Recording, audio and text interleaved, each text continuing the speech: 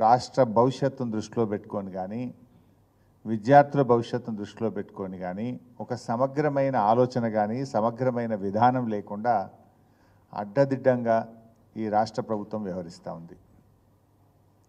ముఖ్యంగా నిన్న medical admissions విషయంలో ఎంబీబీఎస్ సీట్ల అడ్మిషన్ల ప్రక్రియకు వైద్య ఆరోగ్య శాఖ ఏ నోటిఫికేషన్ అయితే ఇచ్చిందో ఇది మన తెలంగాణ విద్యార్థులకు భవిష్యత్ తరాలకు తీరని నష్టం చేసే విధంగా ఉంది. అంటే మన పిల్లలే మనకు స్థానికేతరులుగా మారే ప్రమాదం తెలంగాణ బిడ్డలు తెలంగాణకు స్థానికేతరులుగా మారే విధంగా ఉంది. అంటే కనీస అధ్యయనం లేకుండా ఎంబీబీఎస్ బీడీఎస్ అడ్మిషన్ల విషయంలో ప్రభుత్వం అమలు చేస్తున్న కొత్త నిబంధనలు ఏవైతే ఉన్నాయో అవి విద్యార్థుల ప్రయోజనాలు దెబ్బతీసే విధంగా ఉంది. ముఖ్యంగా ఇక్కడ 2-3 విషయాలు చాలా ప్రధానమైనటువంటివి. తెలంగాణ ఉద్యమం మీకు తెలుసు, నీళ్లు, నిధులు, నియామకాలు 3 అంశాల మీద జరిగింది.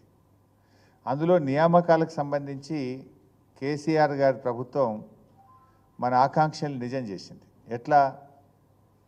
అప్పుడు మన ఉద్యోగాలు మనకే దక్కాలి. ఆ రోజుల్లో ఏంటంటే 60% లోకల్ రిజర్వేషను, 40% నాన్ లోకల్ అని ఓపెన్ కోటాని నింపేవాళ్ళు. 70-30, 60-40లుగా నింపేవాళ్ళు. కానీ గౌరవనీయులు కేసీఆర్ గారు చాలా శ్రద్ధ పెట్టి రాష్ట్రపతి ఉత్తర్వుల సవరణ చేసి 95% లోకల్స్కు మన తెలంగాణ బిడ్డలకు ఉద్యోగాలు దక్కే విధంగా రాష్ట్రపతి ఉత్తర్వుల సవరణ చేసి ఇది మనం జీవో నంబర్ 124 2018 సంవత్సరంలో జీవో 124 ఇచ్చాం. ఇందులో దీనివల్ల ఏం జరిగింది?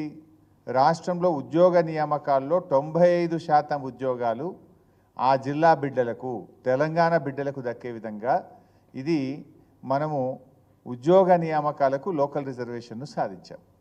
గతంలో ఉండేది ఏంది? 60-40, 70-30 అంటే 40% మంది పక్క రాష్ట్రం వాళ్ళు వచ్చి ఓపెన్ కాంపిటీషన్లో తెలంగాణలో ఉద్యోగాలు పొందే అవకాశం ఉండేది. 30% మంది స్థానికేతరులు తెలంగాణేతరులు కూడా తెలంగాణలో ఉద్యోగాలు పొందే అవకాశం ఉండేది.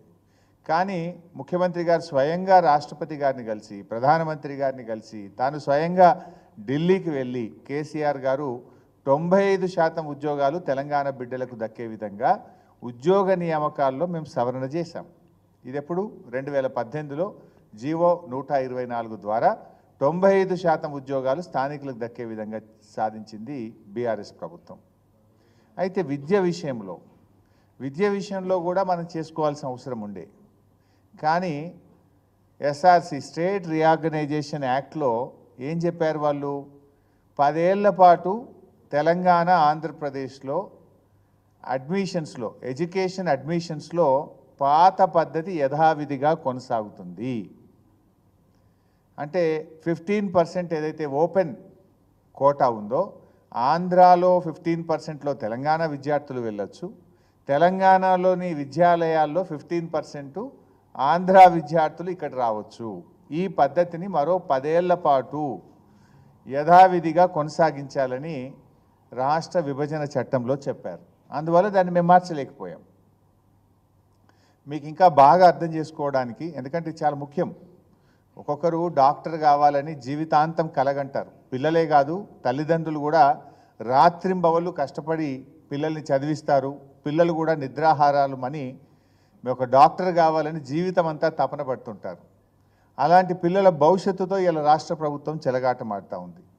నిజంగా మేము ఉన్నప్పుడు మీకు తెలుసు 2850 ఎంబీబీఎస్ సీట్లుంటే కేసీఆర్ గారి ప్రభుత్వం రాష్ట్రంలో ఎంబీబీఎస్ సీట్ల సంఖ్యను 9000కు పెంచింది.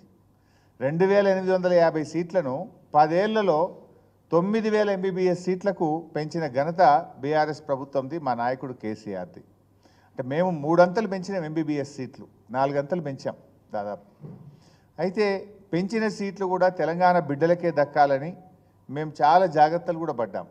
ఉదాహరణకు ఇందాక నేను చెప్పాను 15% ఓపెన్ కాంపిటీషన్ ఉండాలి. ఏది? మెడికల్ సీట్లలో కానీ ఇంజనీరింగ్ సీట్లు కానీ అన్ని విద్యాలయాల్లో అన్నప్పుడు తెలంగాణలో 2014 రోజు మనకు 20 మెడికల్ కాలేజీల్లో 2850 సీట్లు ఉండేది. 2850 సీట్లు అంటే ఒక 280 సీట్స్ ఓపెన్ కాంపిటీషన్లో ఆ పిల్లలు రావడానికి అవకాశం ఉండేది. అందులో అంటే మేమేం చేసినాము, మేము బాగా ఆలోచించి తెలంగాణ వచ్చిన తర్వాత మెడికల్ కాలేజీలు బాగా పెట్టినాం కదా, 20 నుంచి 36 మెడికల్ కాలేజీలు అయినాయి. నేను ఆ రోజు ఆరోగ్య శాఖ మంత్రిగా ఉన్నప్పుడు నేను ఒక నిర్ణయం తీసుకున్నా. తెలంగాణ రాష్ట్రం వచ్చిన నాటికి ఎన్ని మెడికల్ కాలేజీలు ఉన్నాయో దాంట్లో మాత్రం స్టేట్ రీఆర్గనైజేషన్ యాక్ట్లో చెప్పిన ప్రకారంగా 15% ఓపెన్ కోటా పెడతాం. తెలంగాణ రాష్ట్రం ఏర్పడిన తర్వాత మేము పెట్టుకున్న మెడికల్ కాలేజీల్లో మాత్రం ఇవ్వము, మేము 100% మా తెలంగాణ పిల్లలకే ఇచ్చుకుంటాము అని చెప్పి ఆ రోజు నేను ఒక జీవో తెస్తే దాదాపు 520 సీట్లు తెలంగాణ పిల్లలకు అదనంగా దొరికినాయి. అంటే మేమంత కన్సర్న్తో పనిచేసినాం. గుడ్డిగా అదే జీవో ఫాలో అయితే కొత్తగా రాష్ట్రం ఏర్పడిన తర్వాత వచ్చిన కాలేజీల్లో కూడా 15% వాళ్ళు వచ్చి ఉండేవాళ్ళు. లేలే ఈ విభజన చట్టం పార్లమెంట్లో రాష్ట్రం ఏర్పడే నాటికి ఉన్న విద్యాలయాల్లో రాష్ట్రం ఏర్పడే నాటికి ఉన్న సీట్లకు మాత్రమే 15% అన్రిజర్వ్డ్ కోటా ఉంటుంది తప్ప రాష్ట్రం ఏర్పడిన తర్వాత పెట్టుకున్న కాలేజీల్లో 100% మా పిల్లలకే ఇస్తాము అని ఆ రోజు నేను జీవో సవరించి దాదాపు 520 సీట్లు అదనంగా మన తెలంగాణ పిల్లలకు దక్కేటట్టుగా మేము ప్రయత్నం చేశాం. అదేవిధంగా బి కేటగిరీ సీట్లు ఉంటాయి ప్రైవేట్ మెడికల్ కాలేజీల్లో. బి కేటగిరీలో గతంలో రాష్ట్రమే కాదు దేశంలో నుంచి ఎవరైనా వచ్చి ఇక్కడ చదివే ప్రొవిజన్ ఉండేది. కానీ నేను ఆ రోజు మన రాష్ట్రంలో మేము పర్మిషన్ ఇచ్చిన కాలేజీల్లో దేశం మొత్తం నుంచి రావడం ఎందుకు, బి కేటగిరీ సీట్లలో కూడా తెలంగాణ పిల్లలకే అడ్మిషన్లు ఇవ్వాలని చెప్పి జీవోను సవరించి తెలంగాణ పిల్లలు డాక్టర్లు కావడానికి ఆ రోజు మేము వెసులుబాటు కల్పించాం. అట్లా 24 ప్రైవేట్ మెడికల్ కాలేజీల్లో బి కేటగిరీలో కూడా లోకల్ రిజర్వేషన్ ఉండాలి, తెలంగాణ పిల్లలకి ఇవ్వాలని చెప్పి మేము తీసుకున్న నిర్ణయం వల్ల ఆ రోజు 1071 ఎంబీబీఎస్ సీట్లు తెలంగాణ పిల్లలకు దక్కినాయి. అంటే రాష్ట్రం ఏర్పడ్డ తర్వాత పెట్టిన కాలేజీల్లో తెలంగాణ పిల్లలకి ఇవ్వాలంటే 520 సీట్లు వచ్చినాయి. బి కేటగిరీలో ప్రైవేట్ కాలేజీల్లో కూడా లోకల్ రిజర్వేషన్ అమలు చేయాలని చెప్తే 1071 సీట్లు మేము ఆ రోజు తేవడం జరిగింది. అంటే మా కన్సర్న్ ఏంది, ఈ రాష్ట్రంలో పిల్లలు డాక్టర్లు కావాలి, మన పిల్లలకు మేలు జరగాలని మేమంత తపనతో మేము పనిచేసినాం. కానీ ఇప్పుడున్న ప్రభుత్వం ఏం చేసింది, ఎంబీబీఎస్ అడ్మిషన్లో ఆదరబాదరగా అనాలోచితంగా ఈరోజు మన తెలంగాణ పిల్లలకు నష్టం జరిగేటట్టు చేసినారు. ఇక్కడ మనం మీ అందరికీ తెలుసు 1969 తెలంగాణ ఉద్యమం జరిగినప్పుడు ఆ రోజు విద్యా ఉద్యోగాల్లో ఎక్కడి వాళ్ళకి అక్కడ ఉద్యోగాలు దొరకాలి,